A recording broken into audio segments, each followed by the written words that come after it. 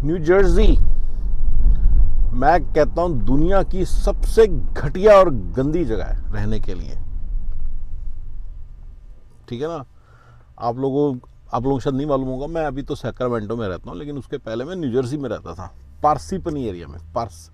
हम मतलब गुजराती लोग उसको पारसीपनी बोलते हैं, गोरे लोग उसको पारसिपनी बोलते हैं, पारसिपनी, राइट। लेकिन वो पारसीपनी बोल देते सारे, तो मैं आपको पारसीपनी बोलूँगा। तो पारसीपनी एरिया में रहता था मैं। और न्यूयॉर्क, यहाँ पे जर्सी सिटी वगैरह है, वहाँ पे भी जाता था बहुत ज़्यादा। मैं वहाँ पे एक्चुअली रहा भी हूँ बहुत पहले। तो गाइस वो ना इतनी गंदी है ना, न्यू जर्सी इतना गंदा है ना, यू कांट इवन इमेजिन। मतलब आप उसको इमेजिन कर ही नहीं सकते, वो बहुत ही ज़्यादा गंदा है। ठीक है, दैट्स वन। दूसरा, वहाँ पे ना यू टर्न्स नहीं है ये सड़कों पे। जैसे अभी ये देखो यू टर्न बना हुआ है, सड़कों पे यू टर्न नहीं है, लेफ्ट टर्न भी नहीं है कहीं सड़कों पे। तो ये पूछना यूनिवर्सिटी के लोगों से, राइट। यूनिवर्सिटी के लोगों से पूछना, बताएंगे आपको। बहुत कॉमन है वहाँ पे लेफ्ट टर्न और यू टर्न ना होना। तो कैसे लेते हैं? ऐसे राइट टर्न होता है, एक राइट टर्न ले लो, उसके बाद यहाँ से घूम के इधर वाले लोगों के साथ लेफ्ट टर्न लेने के लिए लग जाओ। और अगर उनके लिए लेफ्ट टर्न नहीं है तो उनके लिए फिर से स्ट्रेट जाके, यानी दोनों ट्रैफिक सिर्फ स्ट्रेट जा सकते हैं ऑन द इंटरसेक्शन। स्ट्रेट गए और फिर वहां से राइट टर्न लेके फिर ऐसे गोल घूम के वापस आए। अगर आपने यू टर्न लेना, आठ बना रहा है बेसिकली, आप ऐसे जाके आ रहे हो, समझ रहे? इस साली ना एक छोटा सा यू टर्न लेने में ना 10-10 मिनट लग जाते हैं, क्योंकि सब जगह पे ट्रैफिक सिग्नल्स है ना। फिर यहाँ पे ऐसे गए, वो मुड़े ट्रैफिक सिग्नल, वहाँ पे गए ट्रैफिक सिग्नल, समझ रहे हो? मतलब इंसान पागल बना देते हैं, पागल, न्यू जर्सी के अंदर। और जो गंदी है न्यू जर्सी, इतनी गंदी है ना, अच्छी, राइट। अच्छा, न्यू जर्सी का ना जो निकनेम है ना, वो है द गार्डन स्टेट। मैं कहता हूँ साला इसका नाम होना चाहिए नाली स्टेट। ये नाली स्टेट है, ये नाला है साला, गंदा सा बिल्कुल। न्यूयॉर्क जाओगे आपको ना, मतलब लिटरली सड़कों पे, न्यूयॉर्क, मैं न्यूयॉर्क की बात नहीं कर रहा, न्यूयॉर्क, राइट। तो इतने ही गंदी जगह है ना, यू कांट इमेजिन। और ट्रैफिक की इतनी ज़्यादा प्रॉब्लम है, लाइक 2-2 घंटे लग जाते हैं, 2.5 घंटे। जो लोग मैनहट्टन में काम करते हैं, कई बार मेरे साथ खुद हुआ हुआ है कि प्लास्की हाईवे है वहाँ पे, प्लास्की हाईवे है which goes into Manhattan, right, या लिंकन टनल, पता नहीं होवर टनल में जाता है, राइट। 4-5 ही रास्ते ना मैनहट्टन जाने के, लिंकन टनल, हार्वर्ड टनल, ये जॉर्ज वाशिंगटन ब्रिज, वराजाना ब्रिज, यही सब है, राइट। तो ये आई थिंक किसी लिंकन टनल वगैरह में जाता है। माय गॉड, इतना कंजेस्टेड होता है, छोटा 1 माइल 2 माइल का रन होगा ज़्यादा से ज़्यादा, इतना कंजेस्टेड होता है कि वहाँ पे 3-3 घंटे लाइन में लगे हुए हो। अरे लोग क्या करते हैं, गाड़ी सड़क पे पार्क करके बाहर निकल के सिगरेट पी रहे हैं। यस, ये क्या लाइफ है साली, ये क्या लाइफ है तुम्हारी? बहुत ही बेकार लाइफ है न्यू जर्सी में।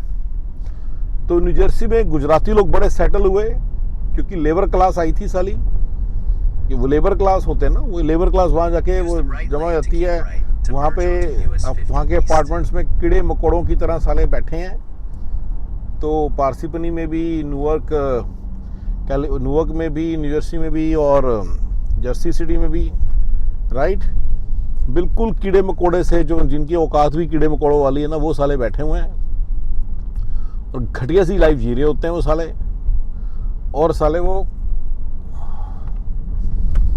कोई यू टर्न ले सकते I'm not kidding। ये जो यू टर्न ले पाना, इट्स फकिंग प्रॉब्लमेटिक साला। मतलब अगर आपने गलती से टर्न मिस कर दिया और आपको यू टर्न लेना पड़ गया ना, आप खत्म। यस। और क्योंकि छोटी सी रोड्स हैं, पतली सी रोड्स हैं, छोटी मतलब पतली रोड्स हैं, राइट। तो और 50-60 की स्पीड पे गाड़ी चल रही है, 50-60 माइल्स एन आवर, यानी कि 90 की स्पीड पे, इंडिया के हिसाब से 100 की स्पीड पे गाड़ी चल रही है। और अचानक टर्न आता है राइट साइड पे, जो कि टर्न जब मतलब ऐसे होता है एग्जैक्टली 90 डिग्री पे टर्न लेना होता है आपको। तो अगर आपने स्लो डाउन नहीं किया उसके बहुत देर पहले से, आपको मालूम नहीं ये वाला टर्न है, तो आप मिस कर जाओगे, टर्न को कर जाओगे ना, तो बस आप गए काम से। तो मिस भी बहुत होता है टर्न। यस, और गूगल मैप्स वगैरह देखिए, अगर आप नोट करें सबसे लास्ट माइल कहते हैं ना, मैं कहता हूँ लास्ट 0.1 माइल्स काफ़ी प्रॉब्लमेटिक होता है, राइट। तो वो न्यू जर्सी में तो आपको ख़त्म कर देगा, क्योंकि आपको यू टर्न लेना पड़ जाएगा 0.1 माइल अगर आपने मिस कर दिया। इतनी कंजेस्टेड है, इतना गंदी जगह है ना। और लोग पूरे अमेरिका में हम कहते हैं गोरे बहुत अच्छे होते हैं, गोरे ऑनेस्ट होते हैं, गोरे बड़े पोलाइट होते हैं, दिस एंड दैट, पर न्यू जर्सी के गोरे नहीं होते। न्यू जर्सी के गोरे होते हैं हरामी। Just telling you something different things, आपको पता नहीं दुनिया में कौन बताएगा ये बातें। न्यू जर्सी के गोरे होते हैं हरामी, चालाक, घटिया, बेच के खाने की कोशिश करने वाले। अगर आपको सैंपल लेना है कि अमेरिका ने राइज कैसे किया होगा 17th सेंचुरी, 18th सेंचुरी में, 19th सेंचुरी में, तो आप न्यू जर्सी के अंदर जाओ। वो जो सारे हरामजादे हैं ना, वो ट्रंप जैसे हैं। वो ट्रंप तो चलो फिर भी इतना नहीं है, लेकिन तो बिल्कुल ही हरामी से हैं, गंदे से, ओवर सेल, मतलब, और डीलिंग वगैरह उनकी बड़ी रूड है, राइट। ऐसे ही गौरव ने जिताया होगा शुरू में, बाद में माइग्रेट करें लोग तो वेस्ट साइड पे, पहले तो ईस्ट पे ही थे, सारे वहीं थे। सो न्यू जर्सी वो जगह है, और सबसे पुरानी जगहों में से भी एक है। अच्छा, और न्यू जर्सी के अंदर जो घर हैं उनके अंदर ना पानी की वो होता है ना, पानी जैसे बहुत ज्यादा हो तो फिर सीलन आ जाती है ना, सीलन आई होती है, बदबूदार घर होते हैं, बदबूदार, बदबू आती सीलन की उसमें। वहां पे न्यू जर्सी के अंदर अगर आपका घर, जैसे कैलिफोर्निया में अगर आपका घर जैसे भी 2025 चल रहा है तो 2020 का बना हुआ घर नया माना जाता है, पर अगर आपका घर 2010 से पहले का है तो उसको कहते हैं पुराना घर है। ये 2000 से पहला तो उसको बोलते हैं this is old construction type. New Jersey के अंदर हाउएवर अगर आपका घर 1980 में बना हुआ कहते हैं नया घर है, this is a new house.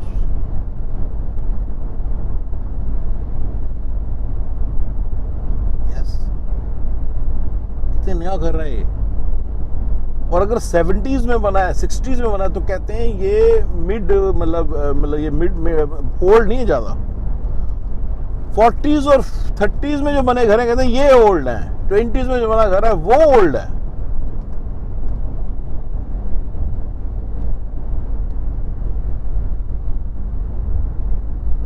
Yes,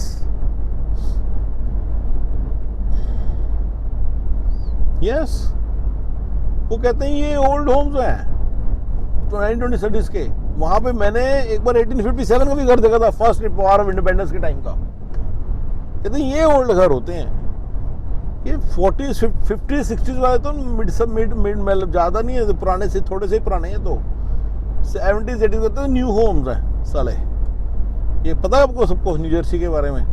आपके न्यू जर्सी के फ्रेंड से पूछना, किसी से जिस घर में तू रहता है कितना पुराना होगा, 67 का बना हुआ है। और उन घरों में बदबू आती है पानी में ना, वहां पे ना पानी water table is very high, तो सीलन आ जाती है घरों में। तो उनमें सब घरों में बेसमेंट बनाते हैं ताकि अगर सीलन आए तो बेसमेंट में रहे। ऐसा कुछ फंडा है, मेरे को याद है, मैं भी। और सब पंप लगे होते हैं, सब सबमर्सिबल पंप जिसे पानी बाहर फेंका जा सके, यह सर घर में लगे होते हैं। देखो मैं कितनी इंटरेस्टिंग बात बता रहा हूँ, आपको पता नहीं ना था। न्यू जर्सी ना प्रॉपर्टी टैक्स के मामले में सबसे कुत्ती स्टेट है साली, सबसे ज्यादा कुत्ती स्टेट है न्यू जर्सी। वैसे उसको जर्सी बोलते हैं काफी लोग, पर जर्सी है वैसे, शायद जर्सी, जी न्यू जर्सी। तो जो न्यू जर्सी है ना, ये बहुत ही कुत्ती स्टेट है प्रॉपर्टी टैक्स के मामले में। पता कैसे, किसी को पता नहीं रूल्स का, मैं आपको रूल बताने वाला हूँ न्यू जर्सी का। देख लो प्रॉपर्टी टैक्स का ऐसा रूल बताऊंगा जो आपको बड़ा हिला देगा। कभी वहाँ पे टेनेंट टूट मत रख लेना, कहीं वहाँ पे लैंडलॉर्ड बन जाओ, अपना घर जो पुराने वाला घर है किसी को किराए पे चढ़ा दो, बेच दो। हाँ तो बता रहे वक्त पता चलेगा। वहाँ कैलिफोर्निया में क्या है कि ना, जो प्रॉपर्टी टैक्स है ना, मान लीजिए आपका घर है आपने 1 करोड़ का लिया, 1 CR का लिया या 2 CR का लिया, तो आपका प्रॉपर्टी टैक्स डिसाइड हो गया कि ये प्रॉपर्टी टैक्स है आपका कि 2 करोड़ का लिया, आपका प्रॉपर्टी टैक्स 1% है, 2 लाख बन गया, राइट, साल का। तो आपको 2 लाख साल का देना है। तो अब और 4-5 साल आप रहे तो उस घर की कीमत लेट से 2 करोड़ से 5 करोड़ हो गई। तो आपका रीअसेस नहीं होगा प्रॉपर्टी टैक्स की, 5 करोड़ का न्यू वैल्यू के हिसाब से रीअसेस नहीं होगा। बड़ा इंटरेस्टिंग कॉन्सेप्ट है, राइट। तो आपका 5 करोड़ के ऊपर 5 लाख नहीं बन जाएगा कि आपके घर की वैल्यू, आपने तो 2 करोड़ का लिया था ना यार। ऐसी होना चाहिए ना, तो बंदा बैठे बैठे उसका प्रॉपर्टी टैक्स भर जाएगा, 5 लाख हो जाएगा साला। वो कल को 5 करोड़ से 10 करोड़ का घर हुआ, बैठे बैठे 10 लाख हो जाएगा, बैठे बैठे बंदे को घर बेचना पड़ जाएगा। तो कैलिफोर्निया में रीअसेस नहीं होता, वो 2% बढ़ जाता है, बस सिर्फ 2% बढ़ाना अलाउड है मैक्सिमम, तो 2% बढ़ जाता है, और वो भी तब जब आगे ऊपर गया प्राइस, अगर नहीं गया फिर वो भी नहीं बढ़ता। ये कैलिफोर्निया का रूल है।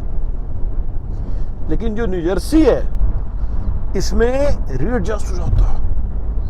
बंदा बैठा है 60s की उम्र में, उसने रिटायरमेंट प्लान कर रखी है, ठीक है ना, और वो रिटायरमेंट हुआ बैठा है, उसको पता भी मेरे को ये 6,000 रुपये सोशल सिक्योरिटी, 2,000 यहाँ से आएंगे, सोशल सिक्योरिटी से आएंगे, 4,000 यहाँ से आएंगे, 1,000 यहाँ से आएगा, वो 1,000 वहाँ से आएगा, वो चीज वहाँ से आएगी, राइट राइट। और ये मेरा खर्चा होगा भैया। Property tax is a very big expense. अच्छा, फ्लड इंश्योरेंस लेनी पड़ती है न्यूजर्सी में घरों में, याद रखना इस बात को। फ्लड इंश्योरेंस ऐसे नहीं होता है इंडिया की तरह की सलाह, इवन कैलिफोर्निया फ्लड इंश्योरेंस नहीं लेनी पड़ती है, लेकिन बड़ी सस्ती होती है फिर भी यहाँ पे। वहाँ तो फ्लड इंश्योरेंस आपको खत्म कर देगी। अगर आप न्यूजर्सी के अंदर घर को लेके उसको किराए पे चढ़ाने की सोच रहे हो ना, तो फ्लड इंश्योरेंस का जरूर ध्यान रख लेना। देखिए, सारे बिजनेसेस यहाँ पे रनिंग इनकम के हिसाब से बने हुए हैं, तो आप रनिंग इनकम बना लोगे अगर बिजनेस करोगे तो। बस अपना एक घर लैंडलॉर्डशिप से दूरी रहना न्यूजर्सी में। यहाँ पर लैंडलॉर्ड थे, इसलिए बता रहे हैं आपको। देखा इतना हेडेक है, इतना हेडेक है, इतने अनसर्टनिटीज हैं, तो हमने उसको क्विट कर दिया। यस, थोड़ी है पुरानी बात, 15 साल पुरानी बात। अब तो 15 साल हो गया यार, टाइम का पता नहीं चलता, seems like yesterday. Anyway, so basically America के न्यूजर्सी के अंदर प्रॉपर्टी टैक्स रीअसेस होता है। घर बैठे बिठाए आपका प्रॉपर्टी टैक्स $4,000-5,000 पर ईयर से $15,000-12,000 हो जाता है, और आप खत्म हो जाते हो यार। अच्छा, वहाँ पे न्यूजर्सी में प्रॉपर्टी टैक्स का जो रेट है वो भी ज़्यादा है, आई थिंक वो 2.5-3% है। यानी कि अगर आप 4 लाख की प्रॉपर्टी लोगे तो 12,000 तो उसका रेंट है, तो सॉरी प्रॉपर्टी टैक्स है। तो आप परमानेंट टेनेंट ही हो उस घर के, गवर्नमेंट के टेनेंट हो, राइट। मैं आपको एक और बात बता देता हूँ, अगर आप न्यूजर्सी के रूल्स को समझोगे तो न्यूजर्सी का जो घर है वो बड़े बड़े तौर पे बस बैंकिंग इंडस्ट्री का एक वो है, उसका एसेट है। जितना आपने कमाया, जितना आपने बस, हाँ, बैंकिंग इंडस्ट्री का एसेट है, वो आप समझो कि उसकी पकड़ी है। जब डाउन पेमेंट देते हो वो उसकी पकड़ी है, और जो आप उसमें रहते हो उसका किराया है। वो आपको लग रहा है मेरा घर ना, घरों के प्राइसेस बढ़ते हैं वहाँ पे ज़्यादा, बहुत ज़्यादा नहीं बढ़ते। उसका रीज़न है क्योंकि वहाँ पे जैसे घरों के प्राइसेस बढ़ते हैं, आसपास के और 10 घरों के प्रॉपर्टी टैक्सेस बढ़ जाते हैं। कोई ना कोई, किसी ना किसी की वो बजट खराब हो जाता है, वो घर सेल पे लगा देता है, लगाना भी पड़ेगा, उसे बर्दाश्त ही नहीं हो रहा। और ये भी सिचुएशन आ जाती है, अगर बिके ना तो प्रॉब्लम भी आ जाती है। तो थोड़ा सा भी मार्केट, आपको अगर किसी को समझ आते हैं, बहुत बड़ा मतलब पंगा है मार्केट में। People should hold their positions, only then it will, otherwise it will collapse, right? collapse कर जाती है यूनिवर्सिटी की मार्केट, कभी ऊपर जाएगी नहीं, ज़्यादा नहीं जाएगी कभी भी, ठीक है ना। और मैंने को बड़ा इंटरेस्टिंग चीज़ बताई कि न्यूजर्सी के जो घर हैं बेसिकली बैंकों के एसेट्स हैं, जिसके अंदर आप डाउन पेमेंट दे के अंदर जाते हो, जो उनकी पकड़ी है, राइट, और उसके अंदर जाके रहते हो, वो आपका किराया है। Trust me. एक और बात बताऊं, ये बड़ा इंटरेस्टिंग सा रूल है, जिसे पता चले जो मैं कह रहा हूँ सही है। अगर किराएदार यानी कि ओनर, होम ओनर, जिसे मैं किराएदार बोल रहा हूँ, वो घर छोड़ के चला जाता है तो बैंक का हो जाता है, राइट। तो बैंक को बेचने से पहले उस घर को फुल्ली फिक्स करना है, फुल्ली फिक्स। घर तो बैंक का ही है ना, समझ रहे मैंने क्या बोला? कितनी इंटरेस्टिंग चीज बताइए। देखो, इतना अच्छी तरह से फिक्स करना है, बिल्कुल उसको सारा उसकी दीमक विमक सब निकलवानी है, उसका जो मोल्ड बदबू आ रही है वो सब ठीक करवानी है, राइट। उसको सब कुछ ठीक ठाक करके वापस वो बंदे को बेच देना है, नई पकड़ी और नया डाउन पेमेंट और वो नए किराए से स्टार्ट हो जाएगा न्यू जर्सी का काम, राइट। अब वो क्या होगा, 10 साल बाद दोबारा बदबू मारेगा, बदबू तो मारेगा और वो अनहैबिटेबल हो जाएगा।